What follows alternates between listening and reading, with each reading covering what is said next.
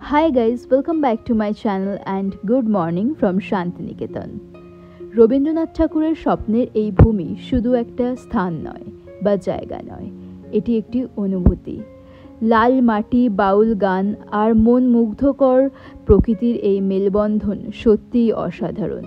চলুন শুরু করি আজকের আমাদের শান্তিনিকেতন ভ্রমণ। হাওড়া থেকে বোলপুর শান্তিনিকেতন ট্রেন মাত্র 2 থেকে 3 ঘন্টার পথ, আর গাড়িতে এলে চারপাশের গ্রাম্য প্রকৃতি আপনাকে এক অন্য জগতে নিয়ে যাবে। আর এখন আমরা আমাদের অ্যাকোমোডেটেড রুমে চেক ইন করলাম। না, এটা কোনো হোটেল নয়, অ্যাকচুয়ালি এটা হলো বন্ধন বিজনেস স্কুল অ্যান্ড ম্যানেজমেন্টের থেকে অ্যালোকেট করা রুম। আসলে আমরা ওখানে গিয়েছিলাম আমাদের কর্পোরেট ট্রেনিংয়ের প্রোগ্রামে, যেটা ছিল একদিনের। হাতে আর একটা দিন এক্সট্রা সময় থাকায় আমরা শান্তিনিকেতন শহরটি ঘুরে দেখব। চলো তোমাদেরকে একবার রুম ট্যুর দিয়ে নিই। রুমটা বেশ সুন্দর, তাই না? Actually it is.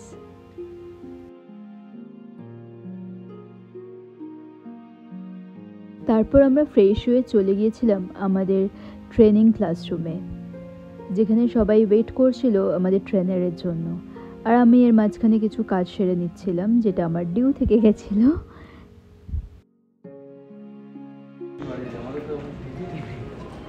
বলবি না? না না, আমাদের 3 তারিখে আছে 11:30টায়। Now we are going for our lunch. So she already everywhere.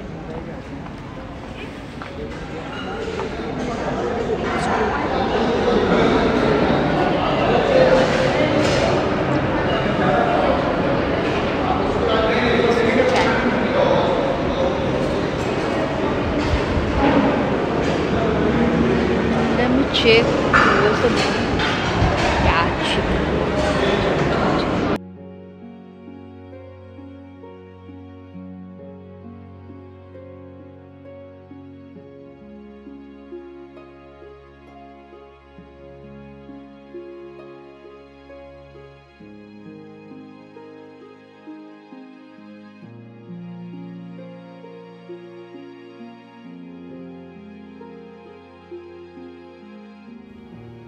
এখানে লাঞ্চের পর আমি একটু পুরো ক্যাম্পাসটা ঘুরে দেখছিলাম, অ্যান্ড দেন রেস্ট নিয়ে বিকেলবেলা হয়ে গেছিলো। তো সন্ধেবেলার আমরা সবাই মিলে ক্যাম্পাসে বসে আরও যারা ট্রেনিরা ছিল সবাই মিলে গল্প করছিলাম অ্যান্ড ক্যাম্পাস ঘুরছিলাম।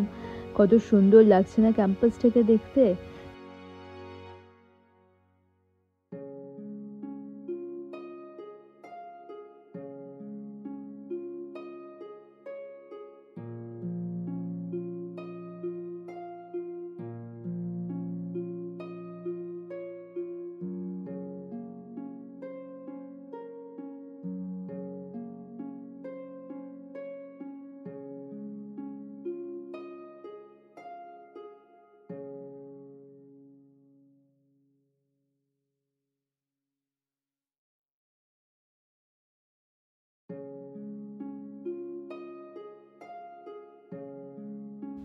তারপর আমরা এখানে মোমো অর্ডার করেছিলাম। রাতের ডিনারটা আমরা ওখানে স্কিপ করে বাইরে থেকেই এনে খেয়েছিলাম। তো এখানে আমি আর আমার কলিগরা মিলে বসে সবাই মিলে একসাথে ডিনার করলাম মাঠের মাঝখানে বসে।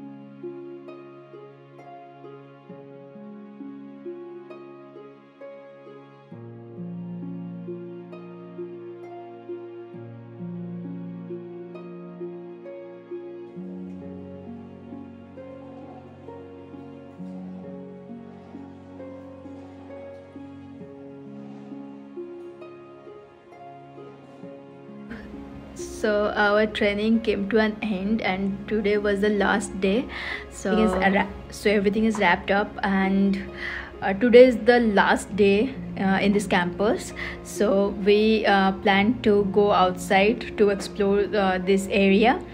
Still didn't decide where to go. Let's see where we can go. So I'll share with you where we are going. And what else to say? How am I looking?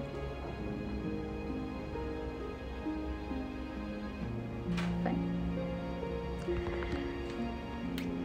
And this is my outfit. Is it cool casual type outfit?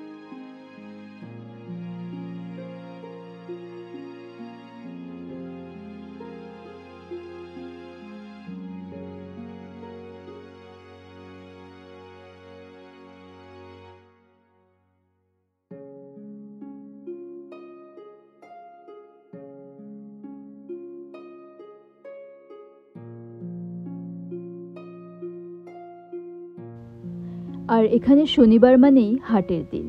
এই হাট যেন বাঙালিয়ানার এক মেলবন্ধন। লোকশিল্প, হস্তশিল্প, রঙিন শাড়ি আর বাউলদের গান এই জায়গাকে সত্যিকারের জীবন্ত করে তোলে। এখানে এসে স্থানীয় গ্রাম্য খাবারের স্বাদ না নিয়ে ফিরবেন না। আর সোনাঝুরির জঙ্গল হলো এখানকার বিশেষ স্থান। এই নিরিবিলি পরিবেশ, পাখিদের ডাক আর লাল মাটির পথ যেন প্রকৃতির কোলে এক সুরেলা গল্প বলে। এখানে সময় কাটালে মনে হবে আপনি প্রকৃতির কোলে আশ্রয় নিয়েছেন। এখানে প্রকৃতির নিবিড় স্পর্শ পাবেন, গাছপালা, পাখির ডাক আর লাল মাটির এই জঙ্গলের রূপ দেখার মতন।